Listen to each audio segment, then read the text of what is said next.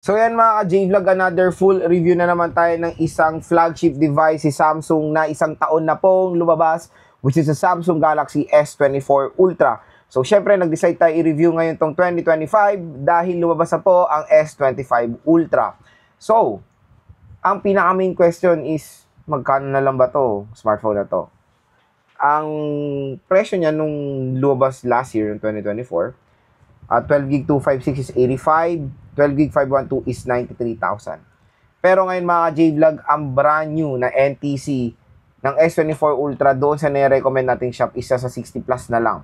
So kung interested kayo, yung Facebook page nung shop na yan, nasa description box, i-click na lang yan.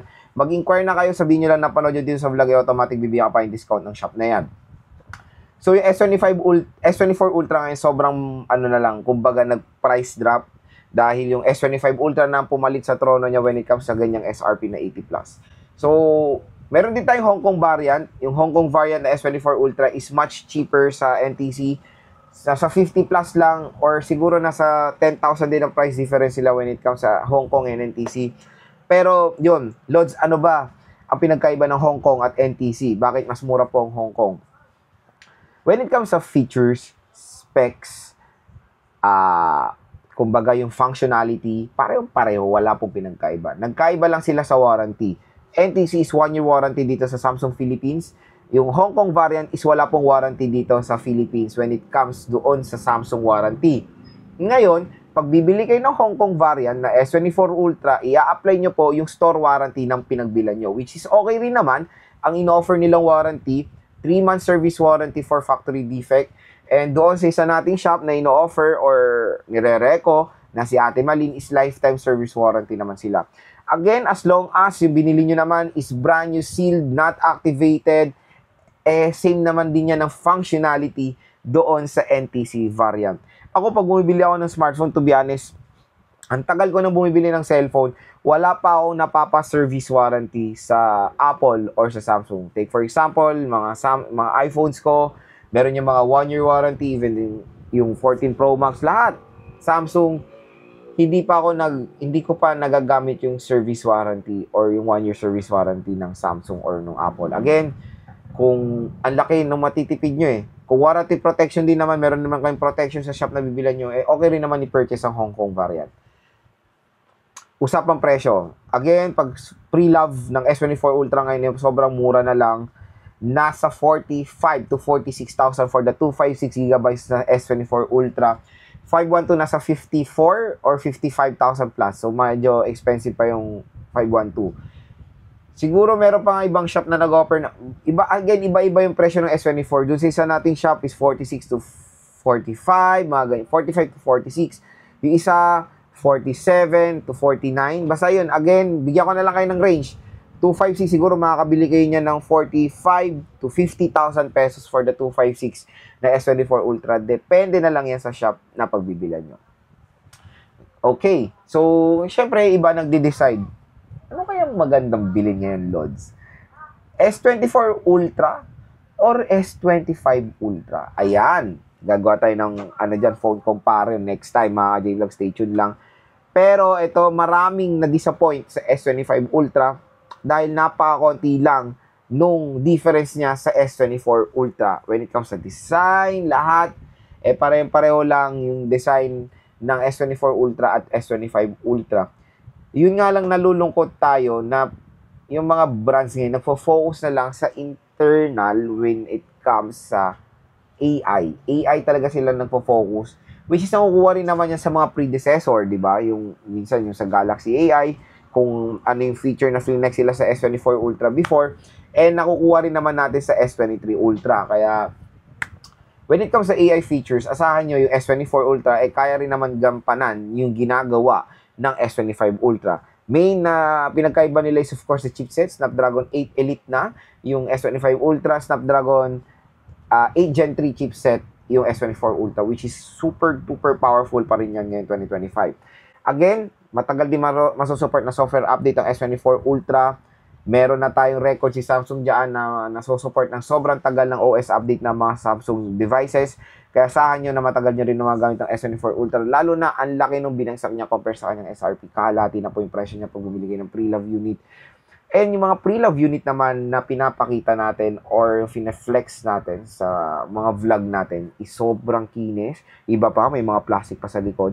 Kung doon yung makikita na pristine condition din yung mga ino-offer ng mga shop na vina-vlog natin mga J-Vlog. So again, kung usapang maging practical, maganda talagang mag-purchase ng S24 Ultra ngayon compare sa S25 Ultra. Ako kasi mas ipiprefer ko ngayon yung S24 Ultra compare sa S23 Ultra. Kasi, unang-una, binago nila yung screen. Ayoko na kasi yung curve. Kasi minsan yung curve, nagkakaroon tayo ng accidental touch dito sa gilid, di ba? Wala na yan sa S24 Ultra dahil flat screen display. Sobrang laki ng display na ito. And, syempre sa S24 Ultra is the first ever Samsung device na nagkaroon ng titanium build. When it comes sa Ultra series or S series, So, titanium, same sa iPhone, na kahit sobrang laki ng device, magaan po siya. So, usapang specs tayo dito sa S24 Ultra. Sa S24 Ultra, merong 6.8 inches Quad HD Plus resolution na merong 1440 by 3120 pixels na merong Dynamic AMOLED 2X display. And syempre, meron siyang 120Hz screen refresh rate. Syempre, meron siyang S Pen support for more maganda yung productivity nyo. OS last year is Android 14 with One UI version 6. Pero pwede natin ito ma-update, of course, sa Android 15 with One UI version 7. Sa chipset, meron siyang Qualcomm Snapdragon 8 Gen 3 chipset na 4nm na super duper powerful pa rin ang chipset na yan ngayong taon. And kahit na next year pa yan or pagtagal, very snappy pa rin yung 8 Gen 3 chipset. Even the 888 pa nga is very snappy pa rin, di ba? When it comes sa camera, wala naman siyang ganun kina-difference when it comes sa S23. 200 megapixel, quad rear camera setup with main, periscope telephoto lens, at ultra-wide camera. Support ang rear ng 8K video recording. Pagdating sa front is 4K video recording up to 60 FPS. Powered siya ng dual steer speakers na meron Dolby Atmos. At meron siyang dalawang biometric, which is face unlock at fingerprint scanner. Yung fingerprint scanner niya is in display. Pagdating sa batteries, meron tayong 5,000 mAh na removable battery with 45 watt fast charging. And of course, meron siyang titanium build na. Ito yung S24 Ultra. So, ito yung design niya. So, syempre, complete redesign na dito sa S24 Ultra compare sa S23 Ultra. Talagang flinat na nila to. As in yung back, pati yung front is flat screen display na to. Which is, for me, mas piniprefer ko na rin yung ganitong form factor and of course yung kanyang screen. Kasi dun sa S23 Ultra, medyo minsan na-accidental touch tayo pag nakaganyan yung phone. Dito is flat na flat siya, which is okay siya. Very comfortable naman din yung form factor ng S24 Ultra. Napakalaki rin itong smartphone na to. Sobrang solid manood and of course maglaro dito.